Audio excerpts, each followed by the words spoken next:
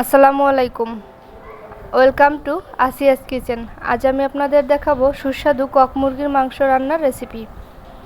আমার চ্যানেলে নতুন হলে চ্যানেলটি সাবস্ক্রাইব করে দিবেন। প্রথমে আমি চুলায় একটা কড়াই বসিয়ে দিয়ে দিচ্ছি আগে থেকে কেটে ধুয়ে রাখা একটা কক মুরগির মাংস।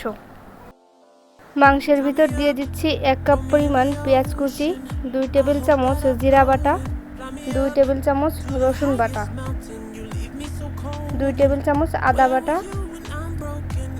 1 টেবিল চামচ ধনিয়ার গুঁড়া। আপনারা নিজেদের স্বাদ মতো ঝাল দিয়ে দিবেন। পরিমাণ মতো হলুদ, স্বাদ মতো লবণ। আমি এখানে পরিমাণ মতো সয়াবিন তেল দিয়েছি, আপনারা চাইলে সরিষার তেলও ব্যবহার করতে পারেন। দিয়ে দিচ্ছি আস্ত গরম মশলা। এখন আমি সব কিছু ভালো করে হাত দিয়ে মাখিয়ে নিচ্ছি। মাখানোটা যত ভালো হবে রান্নাটাও তত বেশি সুস্বাদু হবে। মাখিয়ে নিয়েছি, এখন আমি আধা ঘন্টার জন্য রেস্টে রেখে দিব। আধা ঘন্টা পরে ঢাকনা খুলে চুলার আঁচটা অন করে দিব।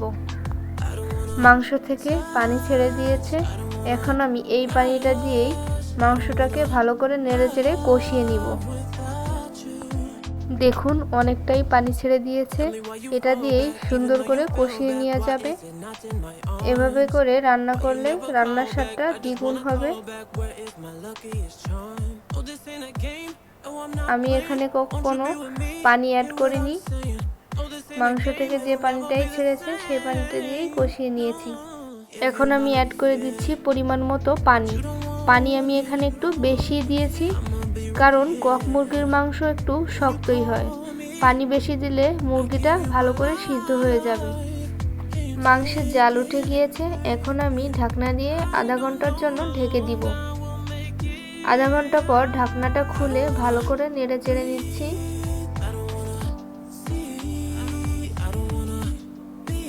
আমার এখানে মাংসটা রান্না করতে প্রায় 1 ঘন্টার মতো সময় লেগেছিল।